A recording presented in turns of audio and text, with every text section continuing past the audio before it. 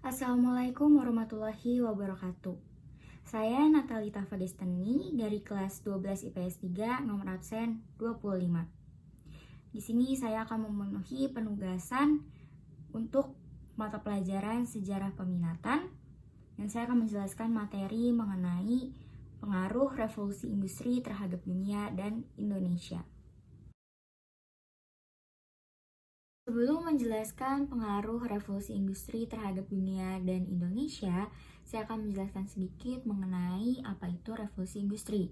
Revolusi industri merupakan peningkatan produksi karena adanya mesin baru yang menggunakan sumber energi baru. Revolusi industri memiliki 3 tahap.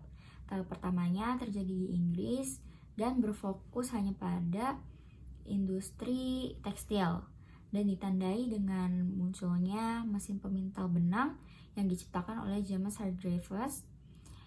Dan di situ produksi benda juga mulai berubah karena adanya mesin uap. Tahap kedua terjadi pada abad ke-19 di Amerika Serikat dan Jerman yang ditandai dengan adanya penggunaan mesin bermotor yang berbahan bakar listrik ataupun bensin. Tahap ketiga terjadi pada abad ke-20 di Amerika Serikat dan Uni Soviet yang ditandai dengan penggunaan teknik kimia hayati berbahan bakar atom atau nuklir. Perubahan-perubahan tersebut menjadi sejarah besar karena secara tiba-tiba menyebar luas ke seluruh dunia.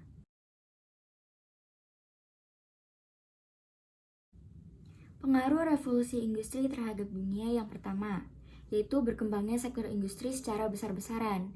Pengemuan-pengemuan mesin industri semakin berkembang, sehingga memicu munculnya pabrik-pabrik industri. Lalu selanjutnya yang kedua, manusia bisa menciptakan berbagai produksi untuk kebutuhannya. Mesin-mesin produksi atau alat-alat produksi semakin memadai untuk memproduksi kebutuhan hidup manusia itu sendiri. Selanjutnya yang ketiga, produksi barang meningkat yang berdampak pada murahnya harga barang. Semakin banyaknya permintaan tentu membuat produksi meningkat juga. Nah, hal itu berpengaruh pada harga barangnya.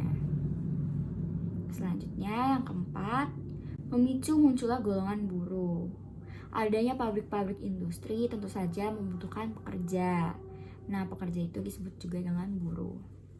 Lalu yang kelima, meningkatkan polusi udara akibat asap industri. Polusi udara disebabkan oleh alat produksi yang mengeluarkan asap dari cerobongnya. Dan dikeluarkannya itu langsung ke lingkungan sekitar, langsung ke udara, sehingga memicu polusi udara. Yang keenam, meningkatnya urbanisasi ke kota perindustrian. Orang-orang banyak pergi ke daerah perindustrian untuk mencari pekerjaan dan untuk melanjutkan kelangsungan hidupnya. Selanjutnya yang terakhir, kebangkrutan pada industri kecil. Industri-industri yang sudah ada sebelumnya tentu kalah dengan industri yang ada pada saat itu karena mesin-mesinnya pun sudah berbeda dan lebih efisien pada masa itu.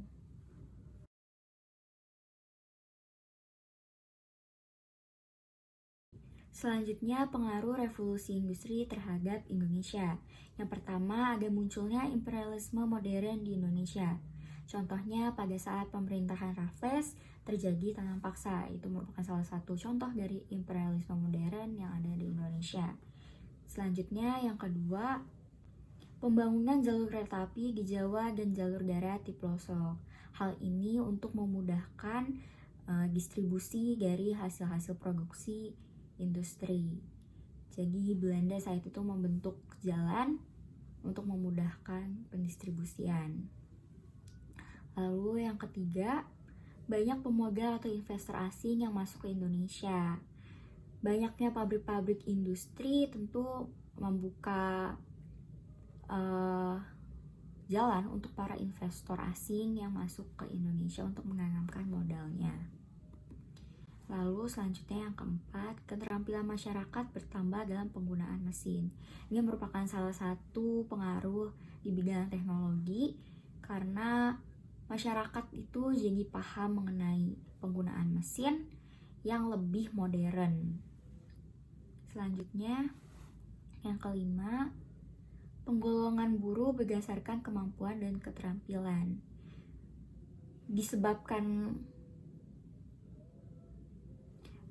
Hal ini menyebabkan adanya perbedaan penghasilan atau gaji yang diterima oleh para buruh, karena gaji atau penghasilan tersebut disesuaikan dengan kemampuannya dalam bekerja dan keterampilannya juga. Yang keenam, munculnya rasa ketidakpuasan buruh. Ini merupakan pengaruh dalam bidang ekonomi, karena banyak buruh yang merasa tidak puas dengan penghasilan yang diterimanya, tidak sesuai atau merugikan dirinya, sehingga buruh merasa tidak adil dan tidak puas dengan penghasilannya sendiri. Hal ini membuat kesenjangan juga antara pemilik modal dan para buruh. Selanjutnya, yang ketujuh, SDA Indonesia bisa dimanfaatkan sebagai bahan baku produksi. Sumber daya alam Indonesia tentunya mulai dari sini bisa dimanfaatkan, dan modal untuk negara Indonesia sendiri itu berkurang ya, karena sumber daya alamnya atau bahan bakunya itu ada di negara sendiri, jadi lebih mudah diakses dan mengurangi biaya. Dan dari sini juga seperti yang sudah disebutkan tadi, masyarakat itu dapat lebih memahami tentang mesin-mesin yang lebih modern. Itu merupakan contoh-contoh dari pengaruh revolusi industri terhadap dunia dan terhadap Indonesia. Sudah saya jelaskan juga di situ mengenai contoh-contohnya. Semoga kalian semua dapat memahami materi yang saya jelaskan ini. Sebelum video ini berakhir, saya akan memberikan kesan untuk guru mata pelajaran sejarah peminatan saya, yaitu Bu Milka, selama mengajar. Selama Bu Milka mengajar, Bu Milka itu dapat merubah kelas menjadi lebih seru belajarnya, anak-anaknya lebih semangat juga. Lalu kalau ada yang belum mengerti, Bu Milka tuh selalu menjelaskan secara detail dan selalu menanyakan sudah mengerti atau belum. Kalau belum, akan dijelaskan kembali.